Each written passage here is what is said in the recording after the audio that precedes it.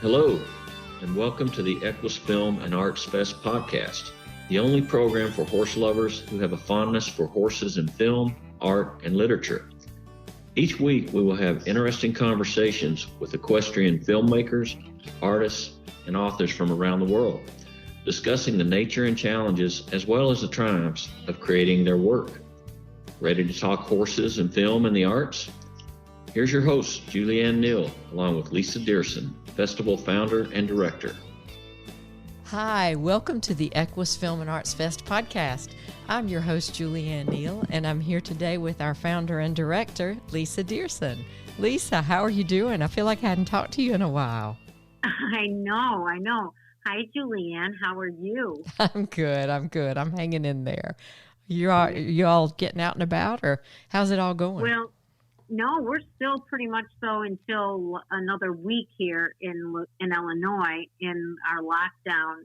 It's starting to lighten up a little, like they're going to start to let people eat outside of restaurants, and our barn is opening a few more hours a week that we can go and see our horses. But it's just kind of it's like, I think we need to hit the redo button on 2020. This has been a crazy time, and it really has. All of the riots and everything else going on right here, right now, it's just it's been an unbelievable week.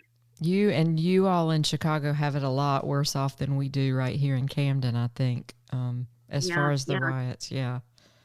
So. Yeah, it's pretty bad in downtown Chicago, but out here in the suburbs, the protesters are moving out this way. So, and I totally believe in the freedom to protest, but to do it,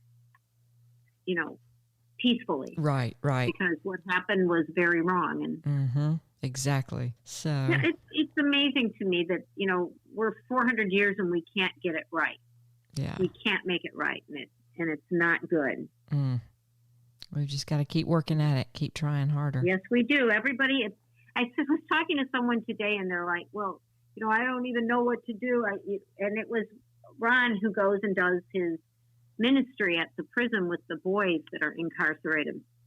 And I said, you know what? If every one person did one good thing to help correct this, it'd be done.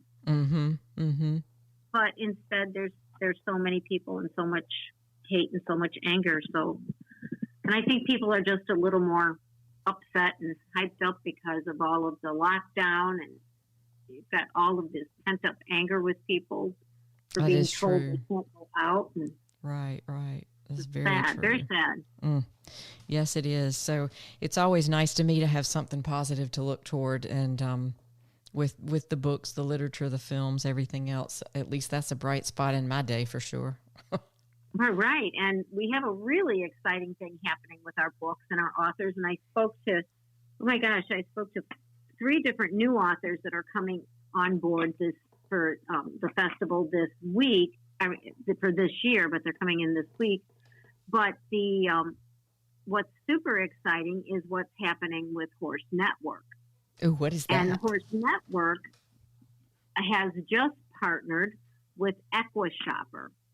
And EQUUS Shopper is a new horse shopping platform that is like EQUUS Film Festival is part of Horse Network. Well, EQUUS Shopper is part of Horse Network.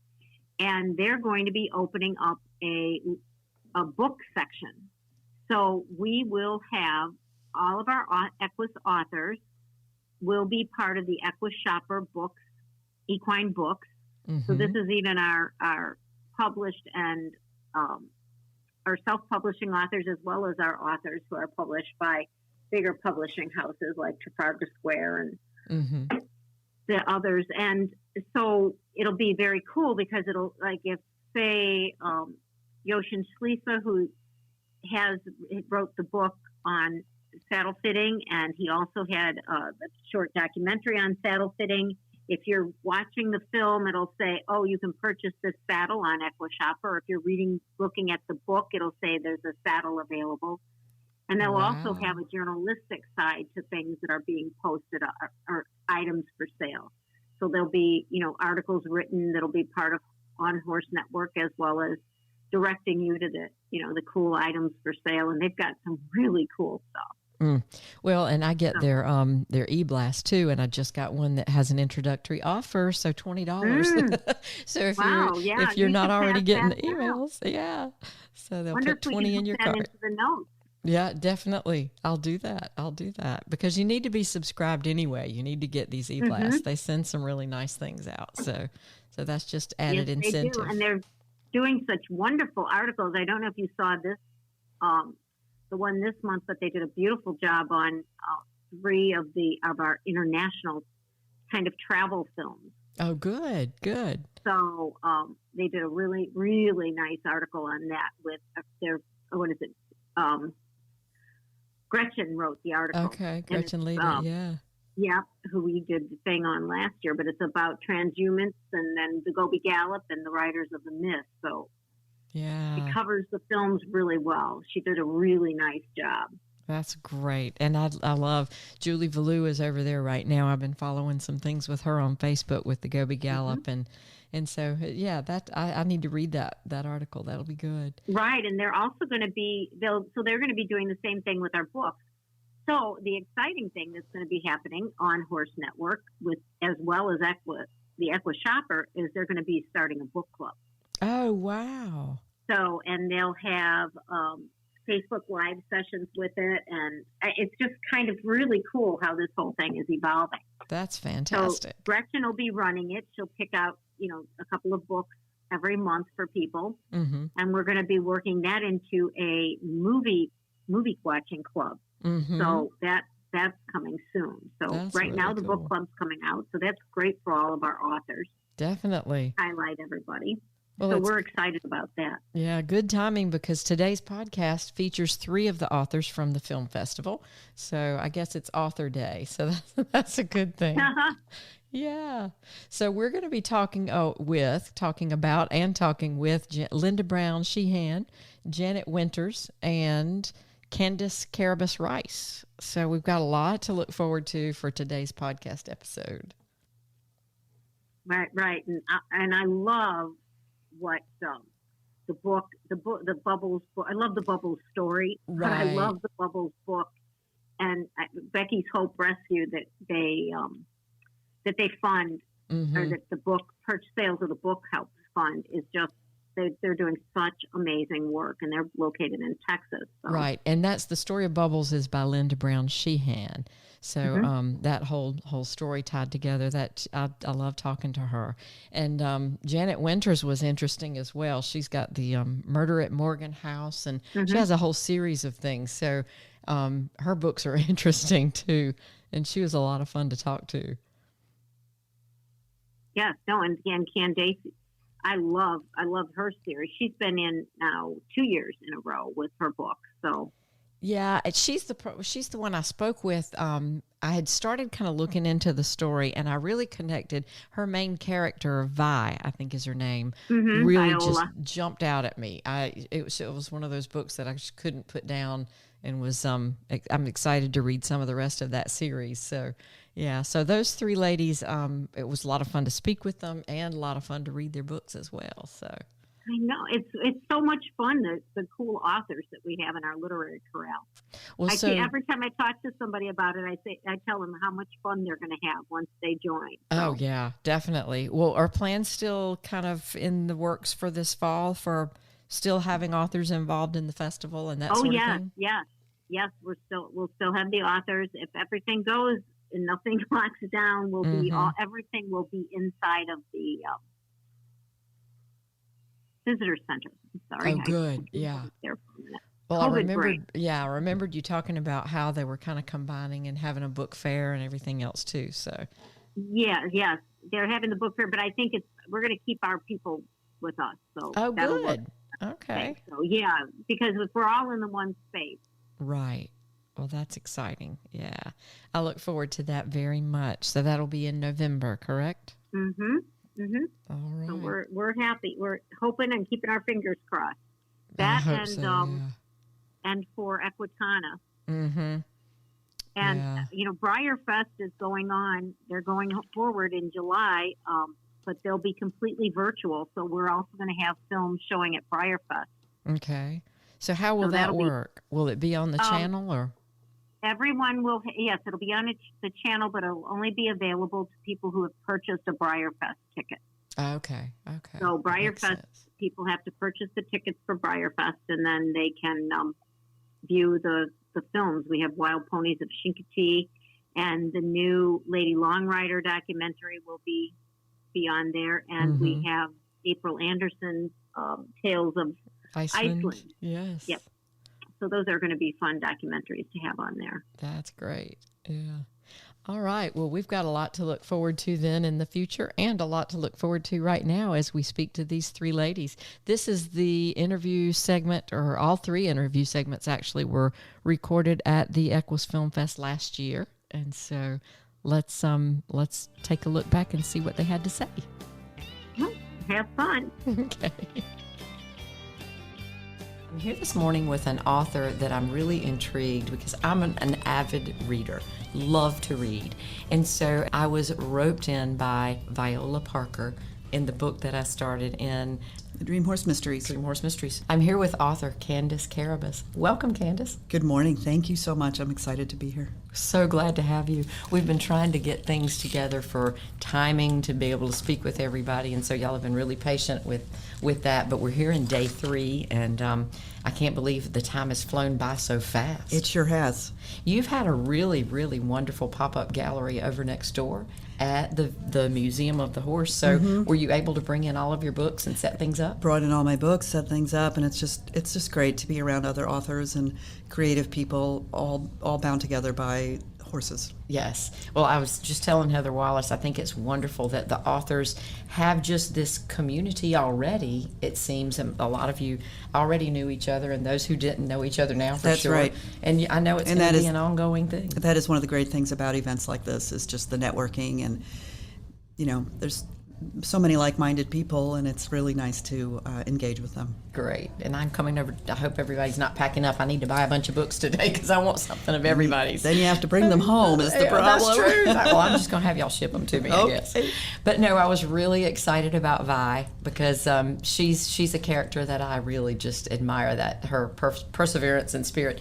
You, I believe you've described yourself as sort of a cross between Janet Ivanovich and Dick Francis. Well, yes, the Dream Horse Mysteries partly came out of, I don't know why I thought of this, but I had read both those authors, and I thought, what would happen if Dick Francis and Janet Ivanovich had a book baby together? Yes. And so, because I wanted to combine a mystery that involved horses done right, like Dick Francis, but with some of the humor and quirky secondary characters and so on that you would find in a Janet Ivanovich type of a story. And then Vi Parker just roared into my head, kind of full-blown, ready to rock and roll, and the Dream Horse Mysteries were born. So. I'm so glad she did. I've only read the first chapter, but I can't wait to see what happens. And this was Coldback that I started. Oh, that's the second one. Well, then I've messed up. Oh, my gosh. That was the first. No, On the Buckle is the first one. Oh, man.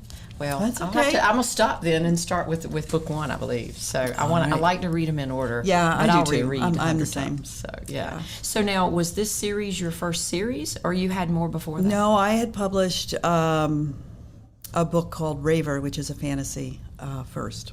Okay. Yeah. What prompted you to begin your life as a writer? Well, it feels like I'd been writing forever, and I did write as a child. Besides riding and being around horses, it was a great outlet for all that angst and emotion that you go through when you're a kid, and sometimes things aren't always perfect at home, and you need a place to release those feelings and those emotions.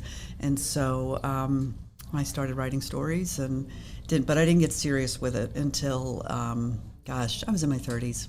Oh, okay. Yeah. What did you do before that?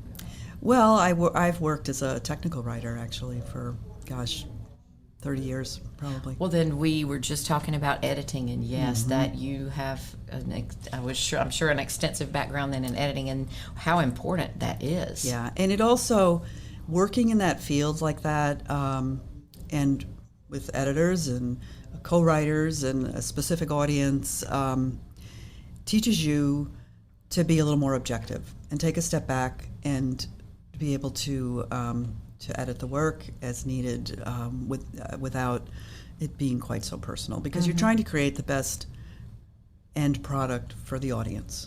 Okay, so what you feel, or maybe something you wrote that's really beautiful just doesn't belong in the story, and you have to be able to cut that out sometimes. It doesn't mean it's wasted writing. You might be able to use it somewhere else, or you learn something from it, but you need to be able to edit. And having that objective eye, yes. So do you work with other authors, and or you've given up that technical side of things now? No, I still work full-time, but I do have a critique group, about 7 women who meet weekly, and the value of that I can't stress enough, because everyone's writing something different, but everyone brings some experience to the table. Everyone's always trying to improve themselves in their writing by going to conferences, working with other outside editors, and so on. And so we all bring that to critique and are able to really support each other, as well as give valuable feedback on the work, whatever work they brought. That's the type of workshop I would love to see us put together sometime.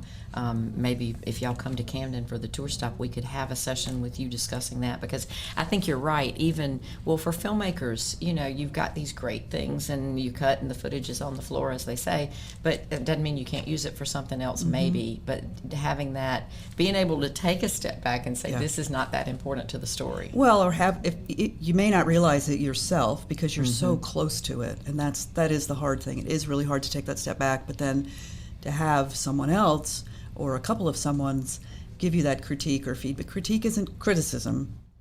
It's just feedback, and it can be positive or negative, or just helpful. Like, this breaks the flow. This took me out of the story. I had to stop and think because of this word choice.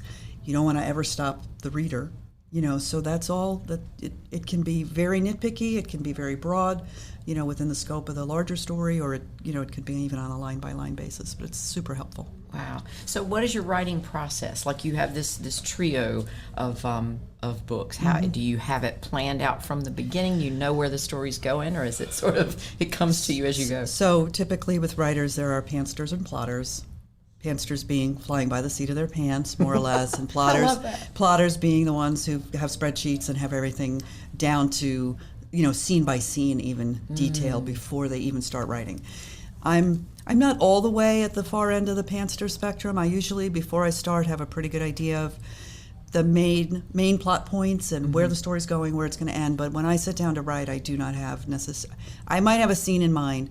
However, even having said that, I do like to try to go with the flow, and it's not unusual for the characters to take a scene in a different direction than I planned, which is always very interesting. I don't know what I'm channeling when that happens, but I trust it, and it seems to always be better than what I consciously had planned. So it's a very interesting process. It does require sometimes I wouldn't say I've written myself into a corner, but you get going, and then it's like, okay, well, this isn't really working, and you got to back up a little bit, and I suppose if I had it all plotted out, maybe that wouldn't happen, but it works for me, and I've learned to trust that process. So yes, it definitely works. So you grew up on Long Island. I know did. You're a native of Long Island. So how was writing?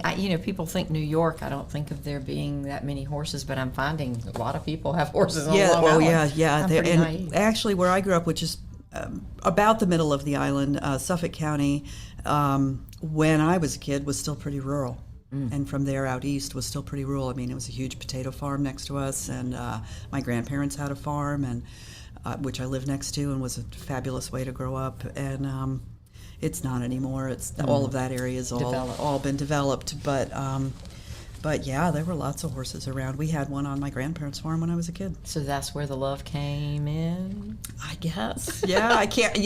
I'm probably almost everybody here would tell you I can't remember when I wasn't in love with horses. Yes, so maybe I was born with it, like a lot of other people. Exactly. Well, as we were discussing just before we started the podcast episode, there's the reason that we're here for many people anyway, is that love of horses combined with that storytelling aspect, and the creative juices in this crowd. Oh, smokes. I'm in awe of so many people, and so as a storyteller and trying to combine that with horses, is that what drew you to the festival in the first place? Yes.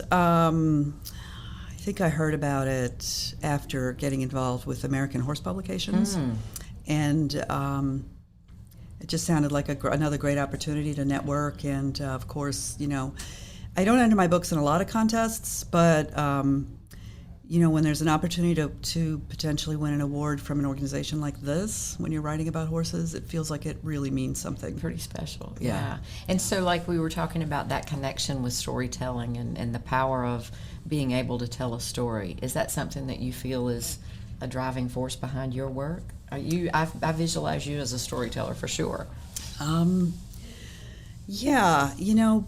Part of I just have stories in my head. I can't seem to help it. Whenever I just see people, maybe let's just say people in a restaurant or something, my brain immediately starts firing on, what if this? What are they talking about? How well do they know each other? Or I might hear a snippet of conversation and that inspires a whole scene or something. You ever see yourself becoming a filmmaker? Because I think that's a lot of filmmakers have that going on too. Right, and I see the story, and I know I'm not the only writer who feels this way. I do see the story in my head like a movie. Like I visualize it, and then I write it. I write down what I see. But no, I've never thought about being a filmmaker. I can visualize just from what I've read one of these. Well, I certainly stories wouldn't mind if someone else wanted to make it into a movie. Can you see yourself as writing a screenplay maybe next? I might give that a shot. That's like a completely different skill set. Sure. And style, format, and so on. I know I mentioned this with an author, Margie Evans, who I've met her a few years ago, and she said, I think that's what I want to try to do. And so one of her books, now she's here this year with the screenplay, and so I think you ought to think about that. Okay. Yeah, I'll look into it. Yeah. So tell me about your daily horse life. Are you able to ride? Are you never as much as I would like. I do live on a farm, and I had horses there when we first moved out there, but I got down to my one horse who was born there, and absolutely love him, but I decided as my daughter got older and she wanted to kind of get into riding that maybe it made more sense to start boarding at a place where there's an indoor arena. Sure. And other 4-H kids or whatever, taking lessons and so on. And really, it was much better for both of us for her to take lessons from someone other than me. Sure. And so now I board him at a place, and that's wonderful. Just have the one, and I can just go in and ride and enjoy him, and I don't have to worry about fixing the fence or do we have enough hay or are we running low on feed and all those things that go into. And you can come to something like this. And yes, not have that and he's concern. taken care of, and I don't have to worry about him at all. Now I do have other animals at home, but my husband can take care of them. So. Well, that support staff at home that's what it's all about, isn't it? Makes everything possible. That's great. Yeah. Well, thank you so much for joining us this morning. It's been such a pleasure. Thank you so much. How can people find out about your books? I found you on Amazon, but is there a website? How do people find you? I have a website. It's www.candacecarrabus.com. I have a Facebook author page. My books are on Amazon, Barnes & Noble, Kobo, and many other online retailers of books. And they're available in ebooks, print. A couple of them are available as audiobooks. The Dream Horse Mysteries will be available as audiobooks I wondered about next year.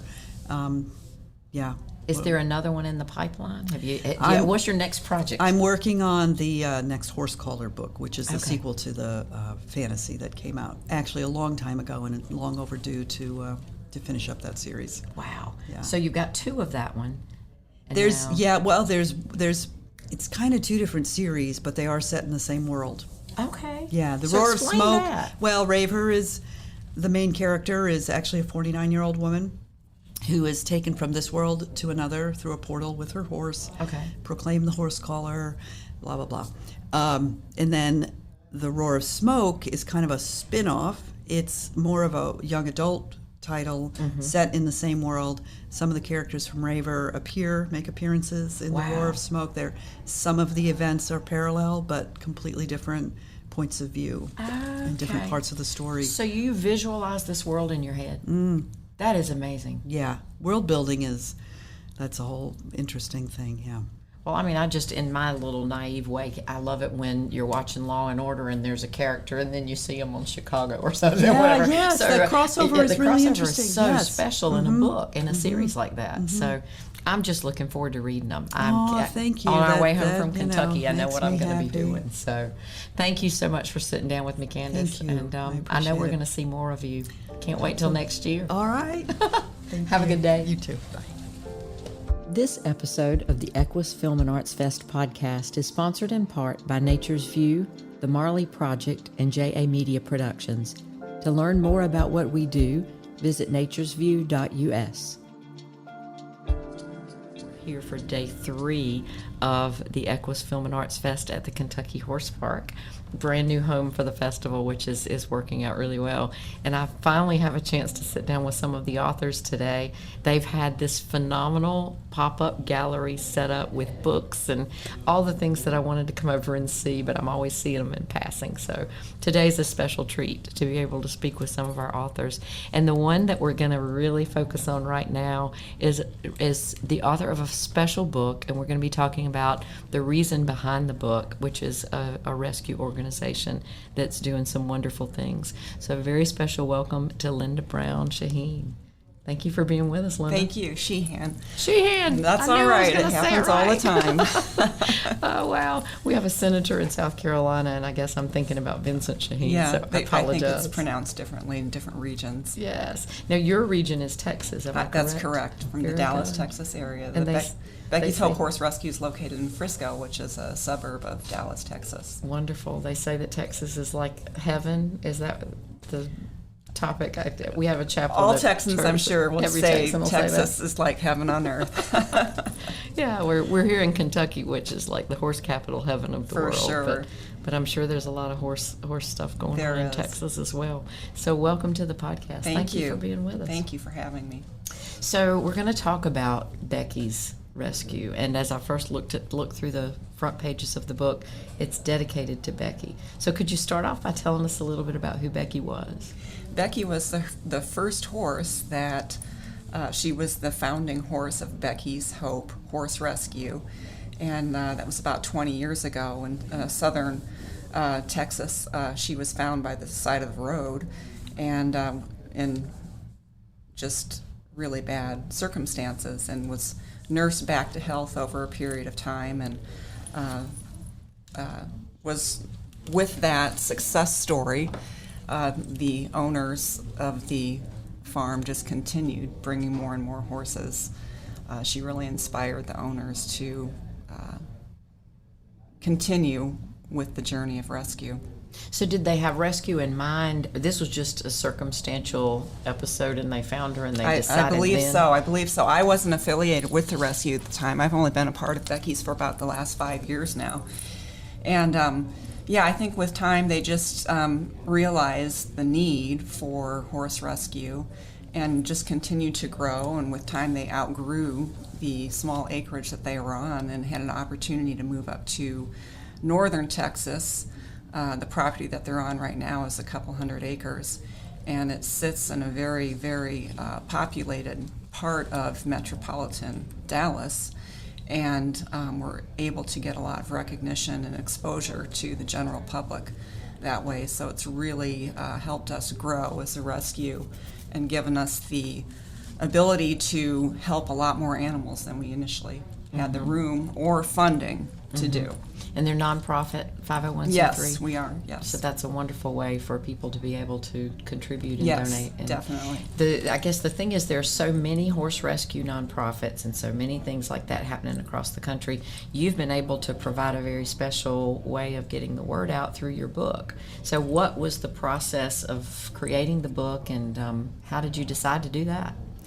Well, it was a very unique situation.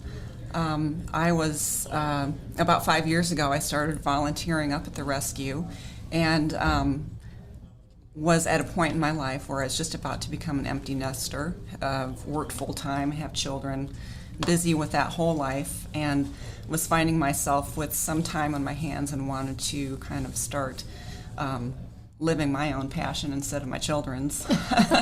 And so was doing a lot of volunteer work up at the ranch, and we just happened to be in a situation where we were going to Louisiana to rescue a group of donkeys from the kill lot. And when we were there was this very old gelding with stubbly old ears who decided he was going to hitch a ride on the trailer and come on home with us as well, because he wasn't going to be left at the kill lot, because he knew what that destination would be for him. So we couldn't resist bringing Bubbles back to Becky's Hope Horse Rescue, paid the fee to bail him out, and brought him home to Texas. And his story immediately went viral. We did a post on Facebook. Sue Chapman, the director of Becky's Hope Horse Rescue, did a post on Facebook telling the story of how he snuck on board the Freedom trailer and found his way home to Texas with a herd of sick donkeys. And people from all over the world were just enthralled with his story and just couldn't get enough of it. So we started a Facebook page and discovered that Bubbles, the rescue horse, in all of his wisdom of being 30-some years old and having experienced, we don't know what his whole life was, but he had many experiences, and so he started doing daily posts with all these words of wisdom. And people from all over the world just started following him because he was preaching the words of kindness and hope for the future. And so I started actually handling that Facebook page and realized that people wanted to hear more about Bubbles. And as a writer of poetry, I couldn't take on actually writing a complete fiction book, but I thought maybe I could handle a children's book. So I wrote his real life story in the version of a children's book and did the illustrations, and people really responded well to it because it's a very powerful message. Bubbles' story is a message of hope for the future, never give up, and so it's done really well. And what I love is it's almost the reverse of a story. We have a little organization called Puddin' Pie's Place, which is in, actually now it's in South Carolina. It was up in the Tryon area, and they rescued a bunch of minis, and the donkeys jumped on the horse trailer with them. And so it's sort of the reverse of that, I guess. But it's that determination, it's that will to live, and it's you're not leaving me behind. That's exactly right. I think my favorite picture on the back of the book is a picture that I'm sure must be Bubbles. And you know how the horses, when they smell something or whatever, the nose goes up in the air? Well, that must be Bubbles with the nose. That's exactly right. And the back of the book has photographs of a lot of the volunteers that are involved up at the horse rescue. And though the book was illustrated in black and white, I wanted to make sure I got color pictures of all the people involved too, which allowed his story to come to life. Well, and your sketches are just beautifully done. Thank you. I think the black and white actually makes you focus on the story, but it's a lovely book for children. Well, it really thank you is. very much. So, and it does show the back of the book with all the different people, reminds you that rescue in an organization that's rescuing this many horses takes so much more than just the owners, just the family there at the farm. So, how many volunteers would you say are involved? Well, we have a core group of what we call our staff volunteers, and everyone at Becky's Hope Horse Rescue is volunteer completely 100%. So we have a core group of about 10 of us that are considered staff volunteer, that there's someone up there 24/7 with the horses, because we have quite a lot of animals up there that need to be taken care of, and when you have that many animals, there's always someone who's going to be sick or has some feeding restriction or something going on. But we're very fortunate, as I said earlier, to be in a metropolis setting where we rely on people from the city coming and helping with us every week. We'll get corporate groups coming up to do a charity event or a volunteer charity event, and just people who want to, educate their children about what it means to work with animals and care, to give back to the community. Because I notice a lot of the pictures are children, and so that's great. Definitely. Involve that next generation in the process. That's what we think is so key, is getting the youngsters involved, building up and just setting a good example for the future for our horses. Well, so I'm sure that the volunteers coming out from the metropolitan area are helpful.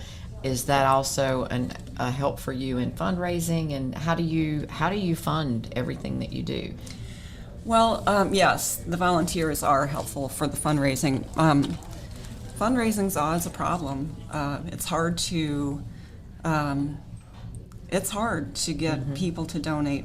There's so many causes out there, and how can you people like to donate to children and hospitals and people, and so horses, animals it's a harder sell. So we really have to constantly be looking for new ways to get corporate sponsors or just raise funds in general. We do annual events, an annual gala. We go to your local shopping center and have a table set up and bring a little pony. Just try to educate people, get the word out there. But social media has really been huge. It's just amazing how many people you can reach through social media, and doing things like the books. Right. I think gives a lot of credibility to the fact that we're real, because I think that more and more on social media people are a little bit hesitant sometimes. Well, is this place really real? Is it really there? And having a hard copy book or a calendar published piece, I think justifies that it's a real place. We're really there. We really have a need in horses, and your money's really going somewhere. Well, what a gift you've given to them. That's wonderful. And it shows on here too. A couple of different news organizations have evidently done broadcasts and that sort of thing. Yes. One of the titles is "Horse Acts Like a Donkey to Survive," and so I think that says it in a nutshell for Bubbles. Yes, we were definitely, that story hit the news, and it was. Yeah, very fun to fun to follow along. That's for sure. Very good. Well, and you're right, Facebook, and a lot of the different things that I've heard of over the past year, the rescue stories, Facebook audiences want to know what's happening to Bubbles next. And so each day, I know Yvonne Bartow has a story called The Boneyard that was about a situation in Florida, and people were just calling her every day, what's happening? Yes, and that still happens for us. People will call and want to get the scoop on anything that they might not have heard through Facebook. But it takes time, and that's the thing. If you're busy in the barn taking care of things, you don't have time to sit on Facebook and do. But it gets easier, I think. They're making it easier for us anyway to go live and that sort of thing. So what is your next project? Do you have another book in the works? Well, I tell you what, I spend a lot of time up at the rescue mucking and filling waters, and by doing that type of work I'm surrounded by the animals, and I'm constantly observing something that there's a book in the making. Sure. Or events will happen, and so yes, I do have another book in mind, and I'm really excited about it and kind of developing it in my mind. And I also love to write poetry, and I have something in mind for poetry too, but I really like the combination of doing illustrations and writing at the same time. So wonderful. But everything I do, I do for the benefit of Becky's Hope Horse Rescue. All proceeds are for the benefit of the rescue, because I think that the rescue is actually what inspired me to start writing again. I wrote in college, but really as I grew up and had to live in the real world and pay for a home and family and all of that, I kind of got out of the writing side of things in my life. And going back to the rescue, I don't know, the story of Bubbles, he really inspired me. He inspired me to live my dreams. And so I'm really happy to be able to help the rescue give back with proceeds from book sales and stuff, because I think the rescue's given a lot to me. So it's well, and I think we don't teach creative writing in schools anymore because we're all busy teaching other things when it comes to writing. For sure. And so for you, for educational purposes about the horses, but also just in writing, maybe you'll inspire the next group of kids as they come along. Get your volunteers in there and let them write some of the stories, maybe, because I'm sure you've got all these horses coming in and other animals too. Every character maybe have their own story. Yes, they do. That is for sure. That's great. Well, thank you so much for being with us. If somebody wanted to buy the book, would they go to do you have a website, or should they visit? I do. Becky's? They should just go to Amazon.com and search for Linda Brown Sheehan, or they can search for The Story of Bubbles. I actually have 3 books that I've written so far, so if they search by my name, Linda Brown Sheehan, they'll be able to access all 3 books. Okay. And if they want to find out about Becky's Hope Horse Rescue, they would just go straight to their website? They can go to beckyshope.com or the Becky's Hope Horse Rescue Facebook page. And Bubbles, the rescue horse, has a Facebook page called Bubbles, the Rescue Horse, where he posts daily with all his words of wisdom about kindness and hope. So if they're in Frisco, Texas, could they stop in? They certainly can. Give us a Okay. call, so Yeah. we're prepared for you, and we'd love to have you. That'd be great. Well, thanks so much for speaking with us today. Thank and you. We look forward to next year because I have a feeling you're going to be back with another book. Oh, I hope to be. This has been a fabulous event. Well, thank you. We'll talk Thank to you soon. Thank you.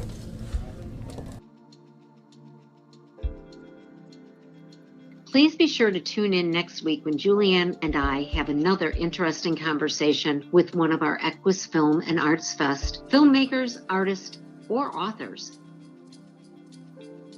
We're in day 3 of the EQUUS Film and Arts Fest here at the beautiful Kentucky Horse Park. And I'm actually down at the end of the visitor center, and it's really nice to be able to look out and see how much activity is going on between the beautiful book display and the arts that are all showcased here in the visitor center. It's been a really lovely place to be. But one of the best parts of the day is having the chance to speak with some of our EQUUS authors. And this is the first time I've been able to really do that. So our guest right now for this podcast episode is really intriguing to me because as she sits here, she looks like a fashionista. Definitely. She's quite elegant. And her book, Death at Heart's Desire, looks pretty exciting. So welcome, very special welcome to Janet Winters. Well, hello, and thank you for having me, Julianne. I'm excited to be here. Thank you very much. I was really excited when I first read a little bit about what you said about your childhood and growing up and learning about books. The Trixie Belden Mystery Series was one of my favorites. And I always hear everybody talk about Nancy Drew, but nobody ever mentions Trixie Belden. So when you said that, I thought, this is a woman that I'm going to really enjoy speaking with. So what was it that drew you to those books?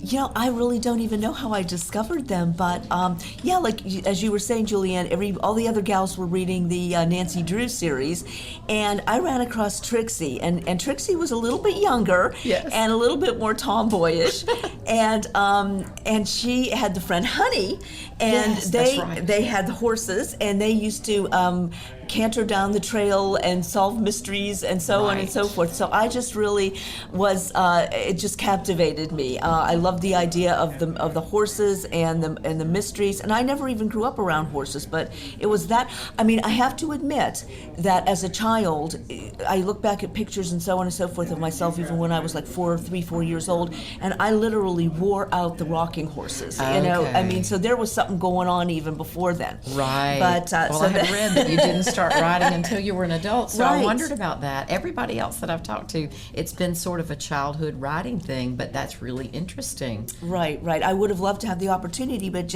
it just wasn't presented to me at that time.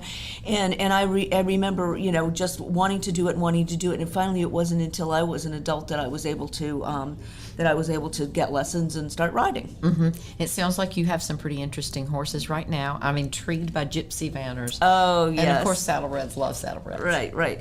Yes, I actually started out in saddlebreds, and I've never really was real big into showing, but I did it, you know, just mainly for the fun and meeting other people and, you know, hanging out and so forth. So I did a little bit of showing, and that was interesting and fun. But I love the breed, and I love saddlebreds, so I've had them, you know, ever since. I bought the first ones at one in my 20s, and, you know, now many years later, I think I'm on my third one. Oh. And the Gypsy Vanner came about because my daughter, when she was about, I'd say about 13 years old, we had moved to Ligonier area, and she became she went into Pony Club and started riding in Pony Club, and she of course loved horses too, and we went up to Equine Affair in Ohio, and she had been, you know, sort of, oh Mama, I love Gypsy Vanners. I didn't really know anything about them except that they were known as the golden retriever of the horse world. And so I liked that description, yes, you know, because it seemed like they're gentle and all of that sort of thing. And so beautiful. It's so beautiful.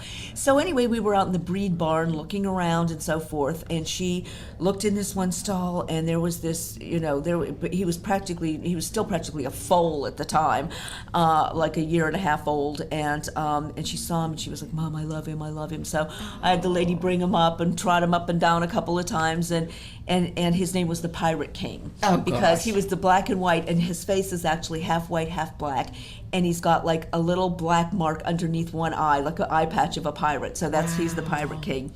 And I said, okay, I bought him.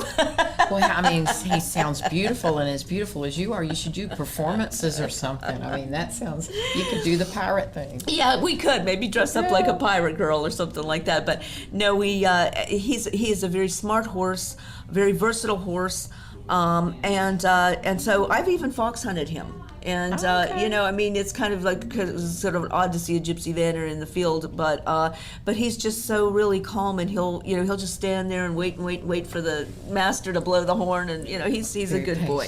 That's awesome. Yeah, very patient. Well, your submission, the reason that you're here at the EQUUS Film Festival, is actually a book, Death at Heart's Desire. Can you tell us a little bit about the book? Yes. The book is actually a sequel to the first book that I wrote, which is called Murder at Morgan House, for which I did get a Winnie Award last year, which was lovely. Yes. And the storyline is about a woman. Her name is Ivy Snow. She's the protagonist, and she was an Olympic hopeful, and in eventing, and she actually had an accident and broke her back, and so she could not perform at that level anymore, but she still was in the horse world, and she was at the Devon Horse Show where she met her husband, who was a criminal defense attorney, and they got married, and they had fraternal twins, a boy and a girl, JC and Jason. And JC, the girl, was psychic. And they were still very, very young at that time, of course, but Ivy discovers that her husband, Bart, has a terrible secret. And I can tell you what the secret is because it carries into Death at Heart's Desire.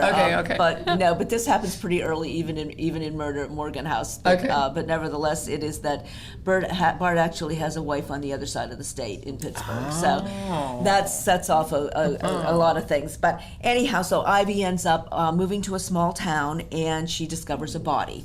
So that sets her off on the mysteries, and her daughter JC helps her solve them, and so on and so forth. But in the second book, in Death at Heart's Desire, what ends up happening is, and so that can give you a little bit of the premise of that book, is that a lot of the action takes place on the estate next to Ivy's home. And the book starts out with the revelation via radio that her ex-husband Bart has escaped from prison. And so he, of course, is gonna, he's got a revenge thing on her for sticking her in there in the first place. And then the book takes off from there, and lots of things happen. So that's kind of what the Ivy Snow mysteries are all about. Yes, well, I can see that Trixie Belden carryover. You really did love the mystery side of things. I did. And it's interesting, Julianne, because I read mysteries like all my life, through my teen years and through college and so on and so forth. And I was always very attracted to the traditional older authors like Agatha Christie and Dorothy L. Sayers with her Peter Wimsey series. And as a matter of fact, I've named all my saddlebreds after characters from the Peter Wimsey series. My first one was Wimsey. And then the current horse I have now, his name is Denver, but people think about Denver being from, out west or whatever. It's Lord Peter's brother, the Duke of Denver, who ends up getting in all kinds of scrapes that Wimsey has to get him out of. Sure. So nevertheless, that's kind of the way that all, and in writing the books, I have discovered that as an author, trends change. For the readers, trends change, yes, and so when I started writing and so forth, I of course took some courses. My background was in commercial writing for advertising and PR, and then when I went into fiction, I just thought, well, Agatha, everybody, write like they, write the same sort of style. And now it's all changed because the modern reader, we live in a fast world nowadays. We do, yes. We live in a fast world. And so the modern reader likes to see things happen right off the bat. Quickly. So you've got to capture their attention right away rather than building up the story the way the original Used to. authors used Well, to. and I've never been one to turn to the back page of the book, but I do find myself, I think you're exactly right, I find myself wanting to know quicker. That's true, and I never thought about that. Right. It's like we watch TV and all of that sort of thing, and right away, I mean, they've got like, a half an hour to give us the action, so they got to get into it right away. And I think just, as we absorb all of that media, that our brains get to the point where we want to know real fast, like what's going on. And I went to, this is kind of funny, I always think about this when I'm writing too, because I went to this one a seminar up in New York, and there were a lot of different genres there and so on and so forth, but the person who was leading it was a very well-published author, so on and so forth, and was teaching this course. And when he went to talk about mysteries, he said, it's very important that you drop the body in the first 80 pages. Right, that's true. Gosh, So I had to never laugh thought about that. Oh, that's great. So, yeah. Well, now it sounds like you have a third in the works. Can I say the name? Yes. Peril in Paradise. Peril Is that in it? Paradise, you're absolutely You come right. up with great titles. I really love them. Yes, alliteration is my thing. Yes. Yes, and it's very, very exciting because at the end of the end of the second story or whatever, life goes on, and JC is growing up. The daughter is growing up, and so she has a hopeful career in horses as a show jumper, and so Ivy takes her down with some friends and other trainers to Wellington, so that she can show in the Winter Equestrian Festival, and so that's where that book is going to be based. That's where Paradise is, down in Palm Beach. Oh, yes. And of course the ladies are staying at the Breakers, and Sure. of course all the glamour and everything that goes along with that. So Now, are you going down to do some research and enjoy I've some been researching the last couple of years. Yeah, that's very important. Yeah, for your our work. research is very important. So yes, and of course, so there's a little more. We're finding a little more romance starting to happen for the ladies. Things are going on. So we'll see how that goes. Well, so what is your writing process for this trilogy, for example? What do you have already before you even started? Did you have the end in mind for the whole thing? Do you take it one book at a time? How do you do? What's your process? No, I do not know. I do not have the whole thing laid out. I do not have, chapter by chapter done. There's two ways. It's you're either a plotter or a pantser. That's what we were talking about before. Yeah, and the plotter plots everything out. That's one method, and the pantser goes by the seat of their pants, which is what I do. However, I do. There is an element of the plotter in there, because when you're writing a mystery, you really have to keep track of making sure that you drop enough hints in the book so that at the end, when the whodunit is revealed, that people aren't going like, I never saw that coming. How could that possibly be? And I've read books like that, and it's very disappointing because I don't have a fighting chance to solve that mystery. It out. Yes. Exactly. So I want to give my reader a fighting chance without giving it away and making it too easy. So you really have to keep track of like who's where, who said what, who's doing what. And so sometimes what I'll actually do is I will make up index cards for myself with notes of where of the how things happened in what order and who's appearing when, and making sure that the characters appear enough times in there so they're not just aside forgotten about. I see. So I do that, but otherwise, I just go and let it go organically and see what happens. It's kind of like life; it unfolds as it unfolds. As it happens. There you go. Well, and you're an accomplished writer. You also have a blog. You also have an online course, so Canter to Confidence, and then the blog is more the Barn Goddess. The Barn style. Goddess Chronicles, and the Barn Goddess Chronicles it's purely fun, and it is it covers all kinds of different elements of horsey life.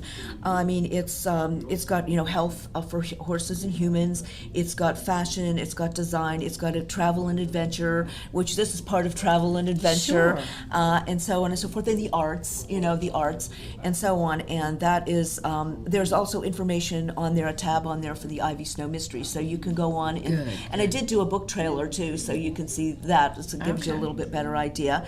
And so I've done that, and we have a Facebook page, the Barn Goddess Chronicles, that hopefully people will visit and join in on the fun that goes on there. Yes. And then as far as the new thing is the Canter to Confidence course.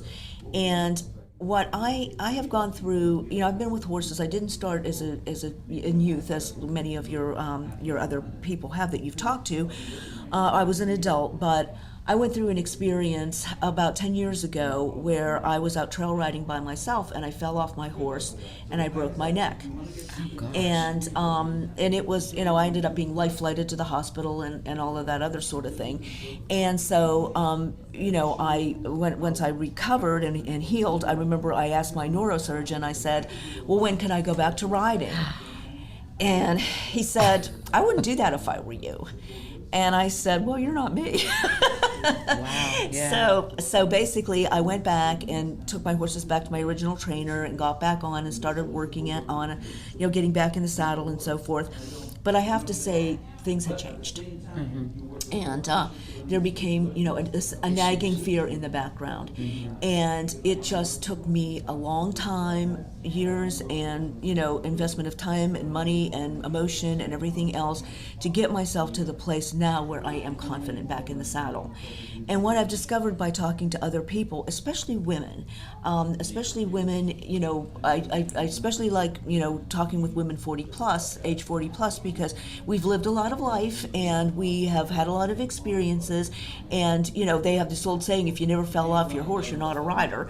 True. And a lot of times, but people have experienced incidences which have caused them to lose confidence, and also going through illnesses as we have, and just aging. Our bodies change. We're not how we were when we were 20 mm-hmm. or 25. Mm-hmm. So all those things taken into consideration, I realized that I have a lot to offer as far as helping people to gain their confidence back again, which is what led me to develop this course. And really, it's so great because I do get this feeling like I'm giving a chance now to sort of give back, and I'm really enjoying that aspect of it as well. So is it interactive? Is it Yes. set up by episodes? Or? It's yes, there are modules, mm-hmm. and what it is that the course itself is sort of takes you through a mind body and a horse person relationship. So those are like the phases that you go through, and it is in modules, and plus there are also, one of the things that is, I believe, sort of unique to my program versus a lot of other online programs is that there are one-to-one conversations, and we can do this sessions. We can do this either by Skype or Zoom, or we can just do it on the phone if people feel more comfortable to doing that. And so built into it, as the student progresses, we get on the phone and spend an hour or so, every week, wow. talking about the progress and where the person is and what they need. And then we're also going to be doing, as we go forward, groups where there'll be an interactive group so people can talk to each other and share phenomenal. Experiences. Yeah, I really enjoy doing that. One thing I'm also planning on doing, Julianne, is of course, as you know, I live in Western Pennsylvania. Yes. And our winters out there are not really conducive to riding. I wondered about that. A lot. But my plan here is, and as we go forward, I'll be able to tell you more about that, but I am going to be doing actual retreats where people can come, and it's going to be sort of like the course, only in person, and it'll be like a long weekend, and we will have everybody, that's all of our people who are involved in the course, my teammates, there to help with this, with people one-on-one and as a group, and also have a lot of fun, because Ligonier is a fun little town, and there's great shopping and great restaurants, and we're going to have a really good time too. So it's going to be a fun, learning, confidence-building weekend. Well, we need to have an EQUUS reunion there. Absolutely. And bring everybody I out. love that idea. I love that idea. Great. Maybe in the summer. Yes, we're doing it in the summer. So hold tight. There'll more information coming on that, but we're not doing it in the winter. It's too cold in Pennsylvania. Yeah, well, that's very, you are so accomplished, a writer, a writer, everything. So it's really, really inspiring. And I didn't realize the accident. Yeah. I just didn't know. No. Yeah. So that's been a real journey. journey. It's been a real journey, but came out the other side and just. But horses, as you know, Julianne, horses are our passion. Right. They're our passion. And as we come together, I mean, I've watched all weekend as people have met that didn't know each other before, and supporting each other and sharing each other's.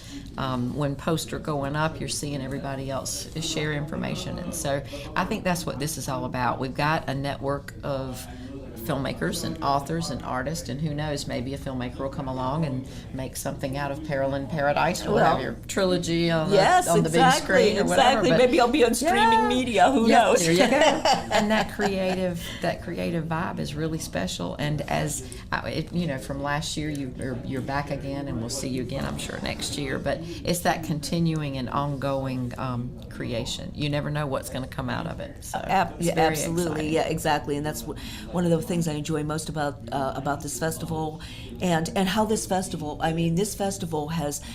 I loved being in New York last year. It was wonderful. New York City is exciting, but being here, even just walking out of the building, I felt like said to myself, "You are in your element." And the whole thing with the authors and the artists too, in addition to the filmmakers, has grown like in 1 year so much. It's just wonderful, and I'm just seeing this thing growing and taking off and becoming more and more, wonderful as the years go on. So everybody should pay attention and come and join us and meet everybody and have the wonderful time that we're having here. I think that's true. Absolutely true. Well, if folks want to learn more about all that you do, how can they find you? What's the best place to search out? The best place to find me is on the Barn Goddess Chronicles. So that's www.thebarngoddesschronicles.com. And there you'll find the Ivy Snow information as well, and the books and the trailer and all of the other fun stuff that goes on, the travel articles and fashion articles and all of that, and also information on Canter to Confidence, and hopefully you'll join us, and I love getting response. Write in and just give me some feedback on what's going on, and I answer everybody's queries. That's great. You must be a busy lady. I am. Well, thank you again for sitting down with me, and we'll look forward to next year. Oh, absolutely. Thank you, Enjoy your Julianne. day. I definitely will. Bye, all.